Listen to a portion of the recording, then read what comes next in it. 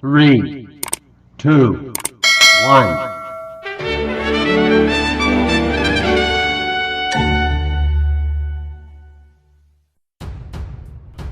Wadidaw, One Piece chapter 1059 sudah keluar, Leo. Untuk reviewnya, kalian tunggu saja. Baik, tanpa berlama-lama lagi, mari kita lanjut berlayar. One Piece chapter 1059 diberi judul Insiden Kapten Koby. Dimulai dengan cover story Germa Double Shield. Eksekusi tanpa emosi volume ke-18. Gas halusinasi Kaisar. Di cover story, kita bisa melihat Charlotte Katakuri dan Charlotte Open saling memukul karena gas halusinogen dari Kaisar. Chapter kali ini dimulai dengan sebuah kapal berlayar di laut dekat Pulau Sphinx atau tanah air Shirohige. Marco the Phoenix meninggalkan kapal dan berterima kasih kepada kru karena telah membawanya ke sana. Kapal itu adalah kapal bajak laut dari Akagami no Shanks. Akagami no Shanks bertanya pada Marco the Phoenix apakah dia tidak akan bergabung dengan mereka. Marco the Phoenix memberitahu Akagami no Shanks untuk berhenti bercanda. Dia lelah menjadi pengasuh para bajak laut besar. Shanks kemudian memberitahu Marco untuk tidak melebih-lebihkan karena dia tidak sedikit. Ben Beckman memberitahu Shanks bahwa dia ada, sementara nakama mereka menertawakan kaptennya. Semua orang mengucapkan selamat tinggal pada Marco saat dia terbang menuju Pulau Sphinx. Sebuah kilas balik dimulai. Itu terjadi di negeri Wano Kuni pada malam festival setelah serangan Admiral Ryokugyu. Ini adalah kilas balik tentang bagaimana Yamato yang tidak jadi ikut berlayar bersama Luffy. Luffy berkata, "Apa? Kamu tidak ikut dengan kami menjadi bajak laut?" Kemudian Sanji meneruskan, "Tidak, Yamato-chan." Kemudian Yamato berbicara, "Aku yakin kalian semua juga memperhatikannya kan? Insiden dengan pria hutan hanya diselesaikan berkat haki seseorang yang kuat. Kaido mungkin telah jatuh, tapi sekarang kita memiliki semua orang yang mengejar Wano Kuni. Aku tidak bisa membiarkannya. Bagaimana saya bisa bertualang, sementara saya khawatir tentang apa yang terjadi dengan negara ini. Aku yakin kita berdua merasakan hal yang sama." Yamato berbicara dengan Luffy, benar-benar yakin dengan apa yang dia katakan. Dia bahkan mengedipkan mata pada Luffy dengan percaya diri. Luffy menatap Yamato dengan serius, tetapi dia mengerti apa yang dikatakan Yamato. Jadi dia menerima keputusan Yamato dan meninggalkan Momonosuke dan yang lainnya dalam perawatannya atau penjagaannya. Roronoa Zoro meminta Yamato untuk berhati-hati agar tidak menyakiti perasaan Momonosuke karena dia memiliki rasa bangga yang sangat kuat. Yamato memberitahu Zoro bahwa dia mengetahuinya. Yamato juga mengatakan bahwa dia akan mencari tujuan pribadi di Wano Kuni untuk lebih memenuhi dirinya sendiri. Sanji kemudian menangis atas keputusan Yamato. Terjawab sudah ya Leo, alasan mengapa Yamato tidak ikut berlayar bersama Luffy. Jadi tetap kukatakan, Yamato next nakama pada waktunya nanti. Dan berlanjut, Marco tiba terbang di mana Luffy dan yang lainnya berada. Kemudian Marco memberitahu Luffy bahwa kapal yang cocok muncul di dekat negeri Wano Kuni dan dia akan meninggalkan pulau di atasnya. Ada sedikit kilas balik Marineford ketika Marco menyuruh Jinbe untuk membawa saudara laki-laki S bersamanya setelah kematian S. Luffy kemudian berterima kasih kepada Marco karena telah membantunya selama perang puncak. Marco berkata, "Aku yakin S akan sangat senang jika dia tahu seberapa jauh kamu telah melangkah." Luffy tertawa. "Begitu ya?" ucapnya. Marco kemudian terbang meninggalkan negeri Wano Kuni dengan satu pesan terakhir untuk Luffy. "Mulai sekarang, ini adalah eramu, majulah dengan tekad." Luffy berteriak, "Tentu saja, aku akan melakukannya." Dan flashback berakhir. Kita kembali ke masa saat ini. Tapi sebelum itu kukatakan, kemarin yang mempertanyakan apakah Luffy memang sampai akhir Ars Wano Kuni tidak bertemu dengan Marco, ternyata terjawab dengan adanya flashback yang dibuat oleh Oda Sensei. Kembali ke masa saat ini, berpindah ke Amazon Lily, Pulau Wanita. Bagian dari gunung besar di tengah pulau telah hancur.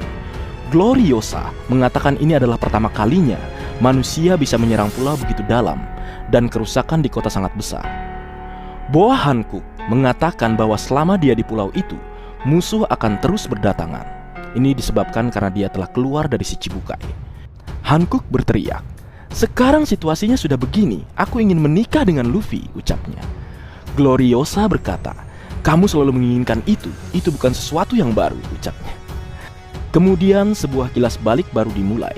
Itu terjadi selama serangan marinir atau angkatan laut beberapa minggu yang lalu. Angkatan laut berhasil mendobrak gerbang kota, tetapi Kuja melakukan serangan balik. Angkatan laut kemudian memerintahkan untuk mengirimkan pacifista baru yang disebut Serapin ke garis depan dan memerintahkan untuk mengaktifkan kamera perekam juga. Wakil Laksamana Yamakazi mengatakan belum ada penampakan buah Hancock. Kemudian seorang gadis kecil dengan sayap dan api di punggungnya muncul di depan Maguirete dan Sweet Pea, tetapi mereka tidak ingin berkelahi dengan seorang anak. Gadis yang memiliki pupil berbentuk bintang menembakkan laser dengan tangannya seperti pacifista yang sudah kita kenal. Kemudian berlanjut, tiba-tiba kapal bajak laut Blackbird muncul di belakang kapal perang angkatan laut. Gempa laut yang kuat mendorong kapal perang dari jalur Blackbird ke Amazon Lily. Angkatan laut mengatakan Raja Laut akan melihat gempa laut. Kurohige mendarat di pulau Amazon Lily dengan Katarina Devon dan Pasco Sud. Kurohige berteriak, "Jehahaha, aku di sini untukmu, permaisuri bajak laut. Tidak mungkin aku akan membiarkan kekuatanmu jatuh ke tangan angkatan laut." Katarina mengatakan Hancock memiliki wajah yang indah, sehingga dia ingin kepala Hancock dan menjadikannya harta karunnya. Kurohige memberitahu Katarina Devon bahwa dia bisa melakukan apapun yang dia inginkan, selama dia bisa mendapatkan kekuatan buah Hancock. Kemudian Pasco Sud berkata lebih baik menangkap buah Hancock hidup-hidup dan membawanya bersama mereka. Berlanjut, angkatan laut meminta wakil Laksamana Yamakazi untuk memberi mereka perintah untuk menyerang Blackbird. Tetapi Yamakazi mengatakan mereka harus menunggu izin dari markas besar. Kurohige menyerang angkatan laut dengan kekuatan Gura-Gura Nomi saat dia meminta buah Hancock untuk keluar. Sementara itu, Koby masuk dengan sekelompok angkatan laut di kota Kuza. Koby berkata, "Hancock-san, kami tidak ingin menggunakan kekerasan. Jika kamu ikut dengan kami, aku berjanji kami akan segera pergi," ucapnya. Kemudian Hancock menuju ke pertempuran. Dia berteriak, "Aku tidak akan tunduk pada siapapun." Kemudian beralih ke sisi lain. Bawahan Kurohige meminta bantuannya melawan musuh baru yang muncul. Itu adalah anak kecil, tetapi mereka tidak bisa berbuat apa-apa terhadapnya. Kita bisa melihat ledakan yang disebabkan oleh laser dari pacifista jenis terbaru. Melihat hal tersebut, Kurohige terkejut. "Hah, tidak mungkin, rambut putih, kulit coklat, dan sayap hitam," ucapnya. Kemudian sosok anak kecil itu tiba di tempat Kurohige berada. Anak kecil itu juga memiliki nyala api di punggungnya dan membawa pedang besar yang mirip dengan pedang Mihawk. Sebenarnya anak itu terlihat seperti versi anak Mihawk yang digambarkan Oda di SBS. Kemudian anak kecil itu menyerang Kurohige, menebasnya menggunakan pedang dan membelah gunung besar di pulau tersebut. Kurohige kemudian berkata, "VX, anjing, anak nakal ini adalah pacifista. Apa yang sedang terjadi?" ucapnya. Kemudian pacifista menyerang Kurohige lagi, tetapi dia menghentikan pedang dengan lengan berlapis hakinya. Kurohige menggunakan kekuatannya untuk menyerap semua yang ada di sekitarnya, menggunakan kekuatan kegelapan. Kurohige berteriak, "Black Hole!" atau lubang hitam. Sementara di tempat lain, buah Hancock menggunakan serangan Slap Arrow untuk mengubah semua musuh di sekitar menjadi batu, termasuk Helmeppo dan wakil Laksamana Yamakazi. Koby memerintahkan pacifista untuk segera berhenti karena bisa menghancurkan patung batu dengan sinar lasernya. Buah Hancock akan menggunakan serangan Farfum Femur, tetapi seseorang menghentikannya. Dalam halaman ganda yang mengesankan, kita melihat bahwa Kurohige menangkap leher buah Hancock dan kemudian dia mengangkat Hancock dari tanah di depan bajak laut Kuja dan juga Koby yang ada di sebelah mereka. Kurohige menggunakan kekuatan Yami Yami Nomi, jadi buah Hancock tidak bisa menggunakan kekuatannya. Buah Hancock berteriak, "Lepaskan tangan kotormu dariku!" Dan disebutkan mantan si Chibukai, permaisuri bajak laut Boa Hancock dengan bounty 1.659.000.000 beri. Kurohige berkata, "Jehahaha, sepertinya mereka memanggilmu permaisuri karena suatu alasan. Oh, kamu mengubah semua idiotku menjadi batu," ucapnya. Dan di situ disebutkan Kaisar Laut atau Yonko, Blackbird, Marshal Detach dengan bounty 3.996.000.000 beri. Saat Kurohige mengatakan ini, kita melihat bahwa Katarina Devon dan Pasco Sud telah berubah menjadi batu. Dan di lain sisi, Koby tidak tahu apa yang harus dilakukan dalam situasi tersebut. Berlanjut, Kurohige memberitahu bahwa Hancock bahwa dia telah dengan sabar menunggu untuk mendapatkan kekuatan miliknya. Boa Hancock mengatakan kepadanya bahwa kekuatannya dibangun di atas kecantikannya sendiri.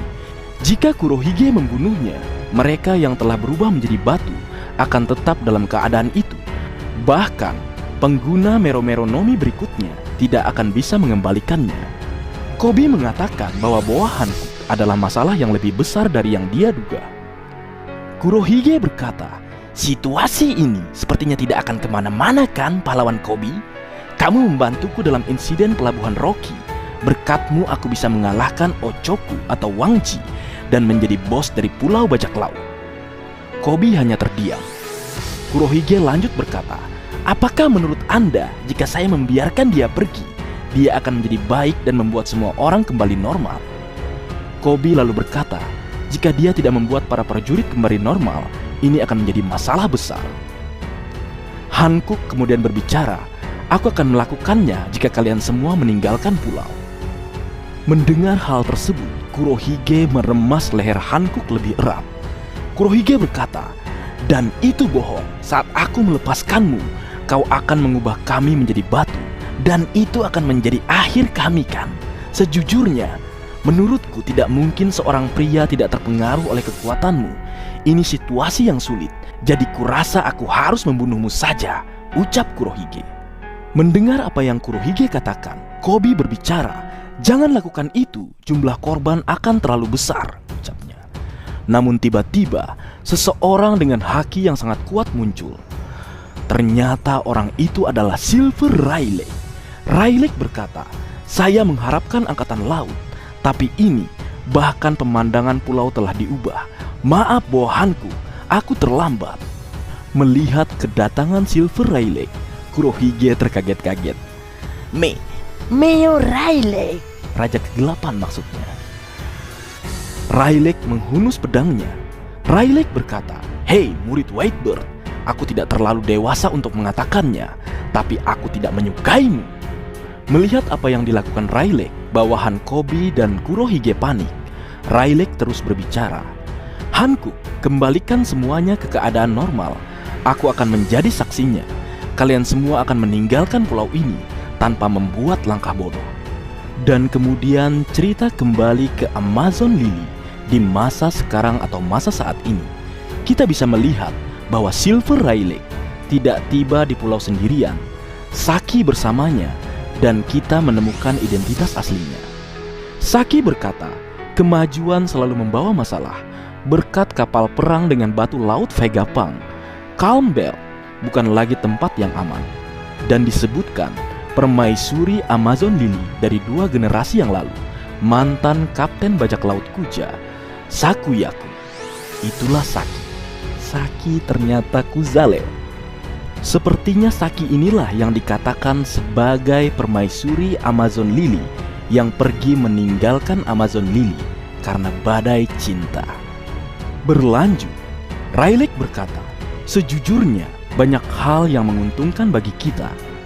Aku sudah tua sekarang, jadi aku tidak akan bisa mengalahkan Blackbird saat ini." Rayleigh mengatakan bahwa tampaknya Angkatan Laut percaya bahwa mereka akan dapat menggantikan si Chibukai dengan senjata baru yang mereka bawa ke pulau tersebut. Marigold dan Sandersonia membicarakan mereka. Marigold berkata, "Di akhir pertempuran 2 orang itu." Sandersonia melanjutkan, "Mereka tidak memiliki satu goresan pun. Dan anehnya, salah satu dari mereka terlihat persis seperti kakak perempuan kita ketika dia masih kecil." Kemudian kita bisa melihat gambar wajah Serapim yang digunakan angkatan laut di Amazon Lily. Memang wajahnya sama persis dengan wajah Boa Hancock saat masih kecil, meski pupil matanya berbentuk bintang. Dan chapter kali ini berakhir dengan kapal angkatan laut yang melaporkan apa yang terjadi di Amazon Lily. Angkatan laut berkata, "Ya Pak, kami mendarat di pelabuhan Kepala Telur," dan melaporkan tentang Kapten Kobe yang telah diculik. Pada gambar terakhir, kita melihat halaman surat kabar dengan foto Kobe. Narator mengatakan bahwa Kapten Kobe, pahlawan insiden pelabuhan Rocky, telah diculik oleh Yonko Blackbird, Marshal Ditech, dan kru bajak lautnya. Situasinya saat ini tidak diketahui. Dan di akhir bab, dikatakan tidak ada libur minggu depan. Mantap! Baik, mungkin segitu dulu yang bisa aku bagi bersama kalian, Leo. Semoga kalian terhibur dengan apa yang aku buat dalam kesempatan kali ini. Terakhir, jika ada hal yang menurut kalian kurang pas atau kurang tepat, Marga Anime memohon maaf yang sebesar-besarnya. Sekian.